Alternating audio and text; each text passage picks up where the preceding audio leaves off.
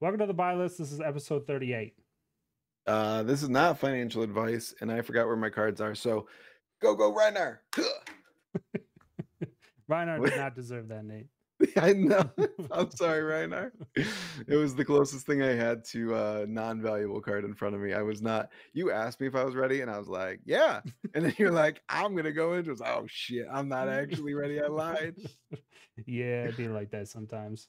Yeah. So, Nate, we have some viewer questions that we're gonna get to first, and then we're the glorious return of the deep dive, dude. We have 4 deep dives. We're getting back to our roots. We've not dove deep in a while. Yeah, man. Nat's kind of re-energized me a bit on this. Like, stuff was kind of weird for a minute, and then a bunch of people, like, dude, so many people. I think I mentioned this on our last episode, but so many people came up to me at Nats and was like, "Hey, love the content, love the market watch stuff, love how you guys take the data and kind of spin it with the game with the player angle." And I was like, "Oh man, we got to get back to deep diving." So we got some deep dives to look at, but first we have some listener questions.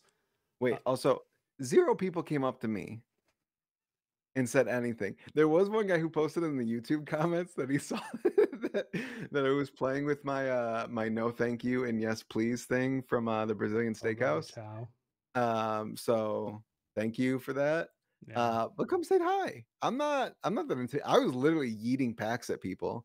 That's cool, man. I was just giving them to my opponents, and they had no idea who I was or what I was doing. They're like, "Cool, thanks, man." Like, no one said hi. We gotta get you a jersey. Maybe you can wear it one of the days of an event, because I think that's what it was. Like those jerseys that I got from Andy were chef's kiss, man. They're so nice, very comfortable, very cool. So yeah, we'll have to get you one of those so you get noticed. Also, the Fogo de Chao, yes please, no thanks, red, green. So for people that don't know, Brazilian steakhouse, you have a little card. It's like a circle cardboard, and one side says green, and that means that they'll come and like cut off meat for you, right? Because it's all you can eat place. And then one side says red, so when they're walking by quickly and they see red, they just keep walking. So I was laughing, and I thought you were legit joking when you told me this at the event. Oh, absolutely not. So you were saying red to 3 of a kinds, which is like, that's pretty classic, dude. That's awesome. Yes, yeah. Basically, any detrimental thing, instead of ignoring the trigger, I would just put a no thank you out in front. Like every time Alexi 3 of a kind me, I would just slide that in front and just say no thank you. Frostbite, no thank you. Yeah. As it turns out, they still wanted the trigger to proceed, and I gladly accepted. But I at least had a little fun with it while we were playing the game of Flesh and Blood, which is like what we're here for, right? Yeah, of course. And there was one round I got paired into our buddy Shane Martin, and one of my teammates John made me cards the day before that said no blocks and send me the bill on them. So I did get to break those out against him, where I had a channel mount in hand, so I just said no blocks and send me the bill, and we eating this at your face. Oh my god, that's so funny. Yeah, that's the fun. That's why we play Flesh and Blood, for sure. Yes, great games with great people. Yep. Okay, Nate, let's get into these viewer questions. We do have a couple. Yes. Maybe we'll keep trying. Maybe we can get to a point where we do a whole episode. So the first one's from Cole. Basically, he is asking about Briar hitting LL and the LL format, which turns out James White, if you watch the Instant Speed podcast, answered every one of his questions. So it's coming in Worlds is when it's coming. Minimum amount of heroes, I guess, was however many it is now with Briar, which I think is 5. And you think they'll ever be balancing? I think he even alluded to like a restricted list, but at first it's no hold bar. Just keep it no holds bar. YOLO swag. Bro, that quick side note, because we are everything will be broken. It's fine. Dude, everything is broken. Every time I thought, I'm like, well, that's the clear choice, man. That's obvious. And then you're like, yeah, but what about Fire with Stubbies? And you're like, ugh.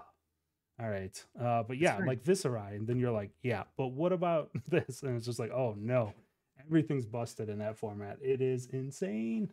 Dude, it's great. Yeah, It's it's gonna be it's wild. it's actually great. It's everything is broken. The only thing that isn't broken, ironically, is gonna be Prism.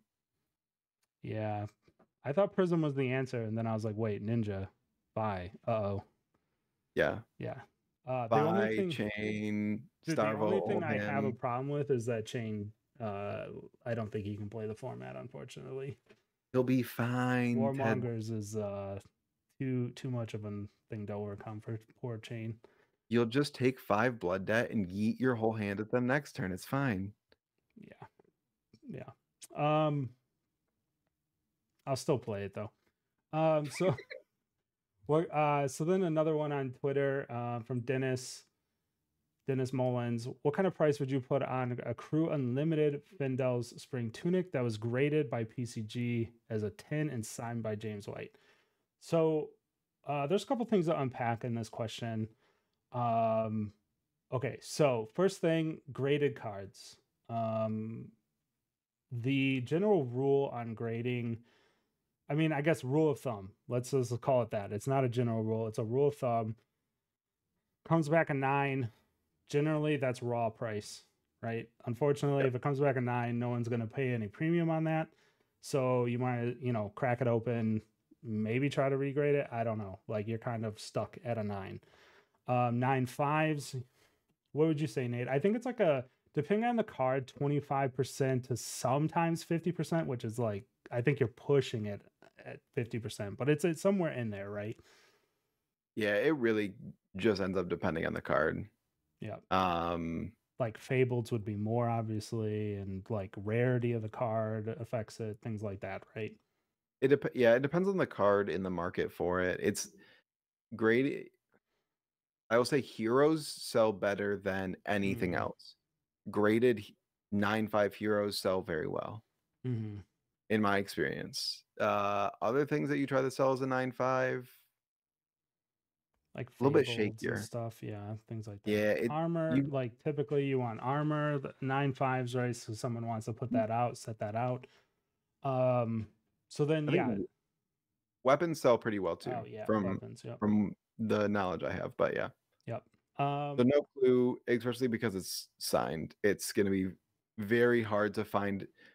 It's a very niche buyer that you're trying to find because it's a non-foil crew neck signed by James White at a 10.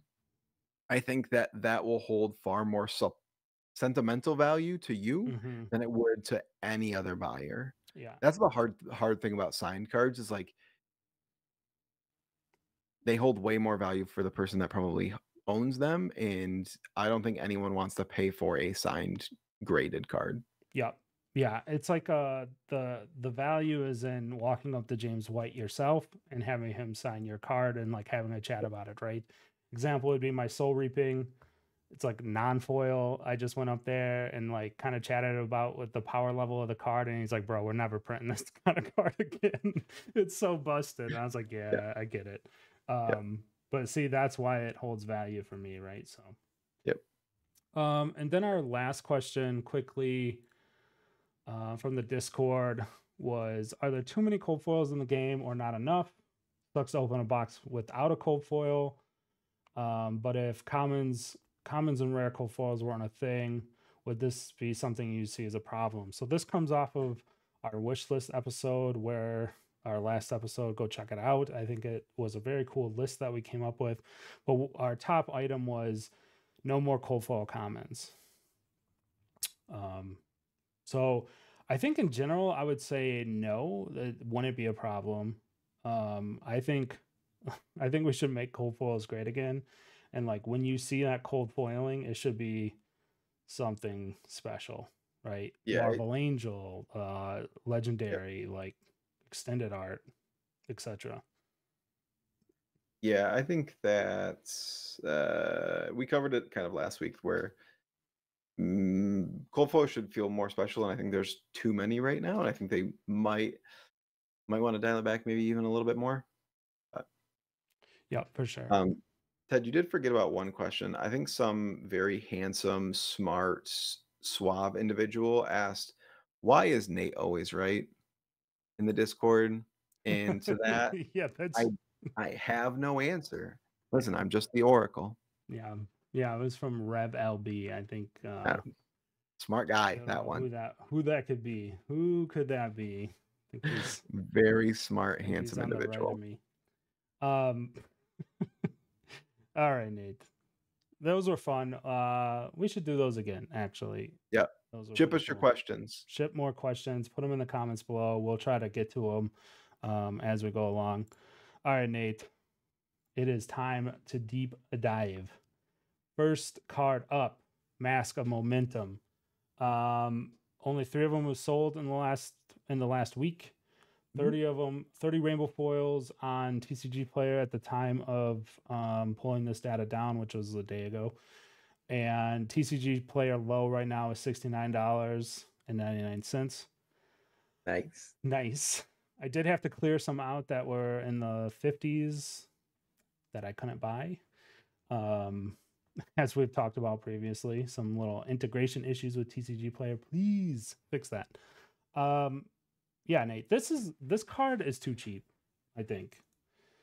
70 bucks. If you have any inkling of playing Katsu by we are screaming towards a new meta, man. Like Icelander and Lexi are on the verge of LLing. There's going to be enough ProQuest where at minimum, I think one of those, probably Lexi's going to LL. And when that happens, there needs to be an aggro deck to fill that void. And here's looking at you, Ninja.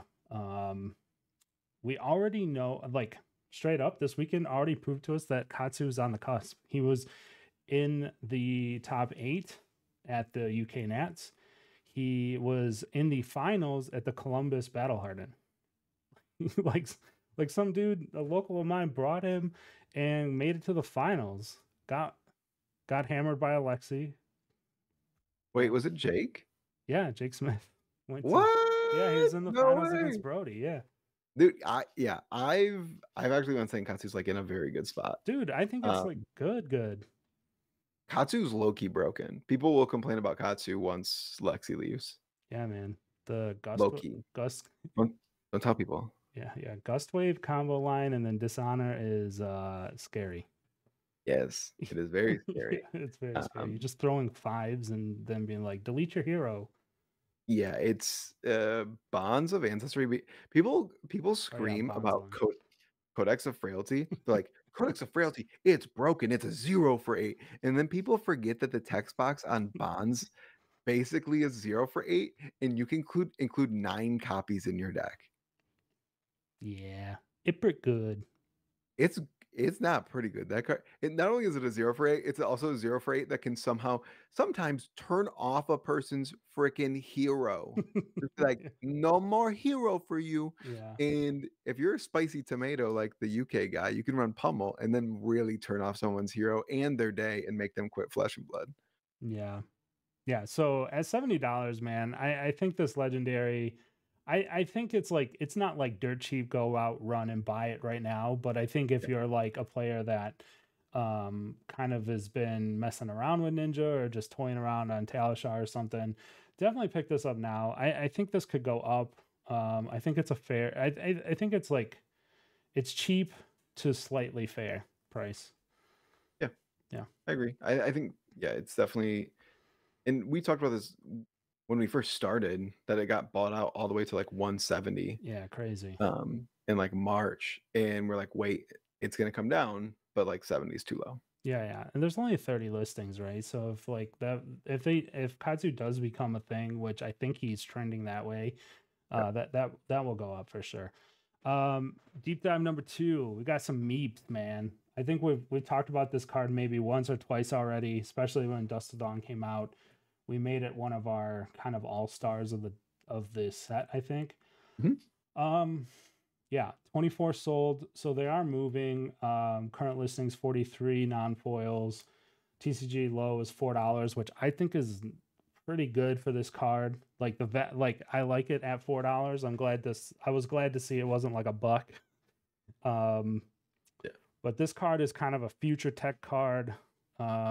Get your play set of these because items are definitely in bright lights. And if these items get gross, you're definitely going to want to play some MEEPS. Yep. Yeah. Items in this fall. Pick up MEEPS now. Yeah. End of story. Yeah.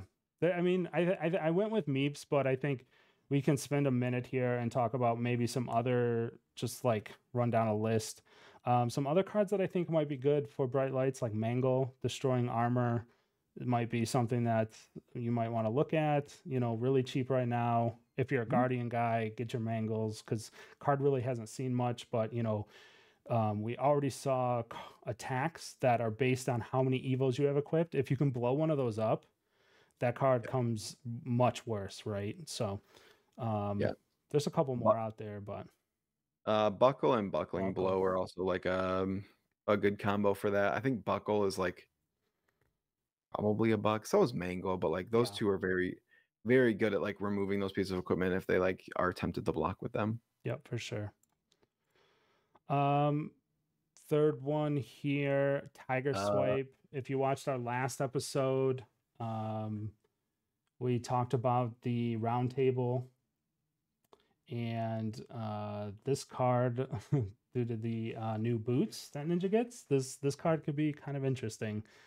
Maybe not the Bonds line Katsu, like the more straight line non-combo, but we could see Tiger. We're seeing support for Tiger shenanigans.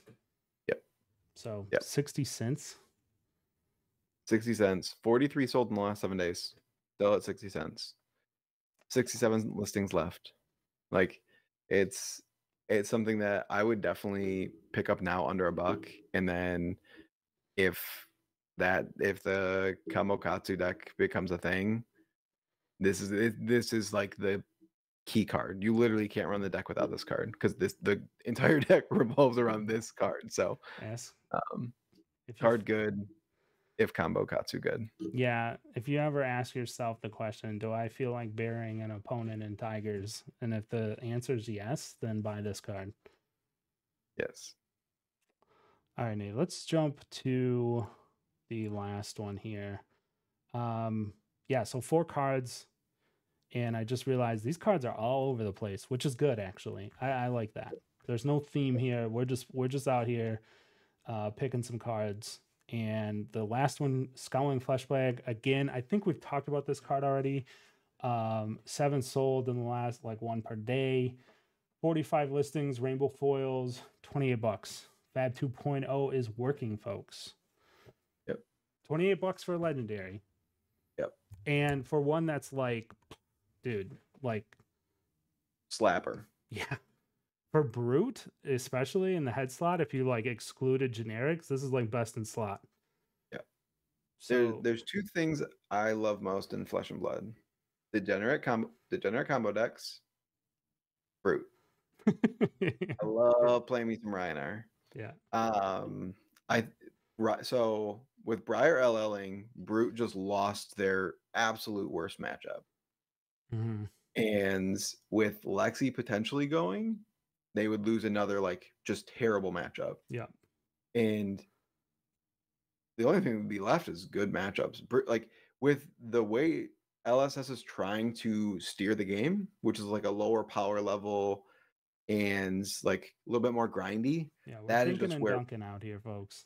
Yeah, that is where Brutes love to live because they'll dink and dunk until they just go all freaking Shaquille O'Neal on your face and just slam it home and break the backboard. Yeah.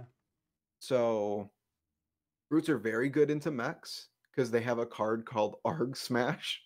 All these people over here trying to run MEEPS, they literally have a card that says blow up everything. Everything you own it explodes. Yeah. And so like very good matchup there. And then as like these aggro decks start to leave, those are Brute's worst matchups are some of these aggro decks. So like Levia, I think becomes very interesting once Lexi leaves. And now that Briar's gone, that was a bad matchup for her as well. Like Levia and Rhinar can get very strong decks once Lexi leaves, basically. Yeah, for sure. Yeah. And like I said, $28, man. Like that's like, I mean, it's not nothing, but again, like Fab 2.0 is working. It's great to see these cards at 28 bucks, especially when this powerful. Obviously, it's not being played that much. But you know, again, if you want to smash some stuff with a brute, pick this up at 28 bucks. And as we've mentioned before on the channel in some of our older episodes, always take a look on legendaries to see where the cold foil is post Fab 2.0. Yep. And if you can and you like to collect, try to get that cold foil. I would just suggest it, right? Because the cold foil is more resilient to fluctuations, right? Rhinar gets like, let's say Bright Lights has something that says Rhinar loses the game. You know, obviously I'm being facetious here. That's not going to happen. But if there's some like bad meta for Rhinar and then you're like 28 bucks becomes 18 bucks and you're sad, the cold foil won't drop as much, right? So as we've, you know, just a pro tip right there, right? If you're a collector. So, all right, Nate, that's the 4 cards that we wanted to point out today. I think the 4 that we picked are bangers and should be looked at right now for this new future meta that's coming. We're not quite there yet. So we're definitely looking out months, right? ProQuest season, possibly even some, you know, Lexi LLs, things like that. So it's not a right around the corner. Although Katsu is knocking on the door, I think. You know, if Katsu can dip, duck, dive, dodge, frostbites, I think he can do it, as Jake Smith shown this weekend at a Battle Hardened with some very good players. Michael Fang was in that. You know, there was, you know, and Brody ended up winning, but like, yeah, it wasn't just some like cupcake Battle Hardened. So like, Katsu's on the list, man. He's up and coming. So definitely take a look at those masks if you don't have one already, and then keep an eye on those Evo Tech, and then also, well, when I say Evo, that's the code word, Bright Lights Tech, and Rhinar in the near future. Yeah, I think they're definitely not cards that are gonna like pop off today. Besides Tiger Swipe, because OTK Katsu is the future. Y'all listen at 23 minutes in. You're welcome. But it's definitely like trying to prepare yourself for the future meta and seeing where things are going. I think those are all like good pickups if you don't already have it in your collection. Yeah, for sure. All right, Nate, that's going to do it. Thank you, everyone, for listening. Please like, subscribe, hit the bell, leave a comment. If you have if you are a listener and you have a question, leave it in the comments. Find me on Twitter, join the Discord, leave a question anywhere in those places, and maybe we'll make this a reoccurring segment where we kind of pick some of those questions and answer them each week. Yeah. Thanks, everybody. Thank you. Peace. Peace.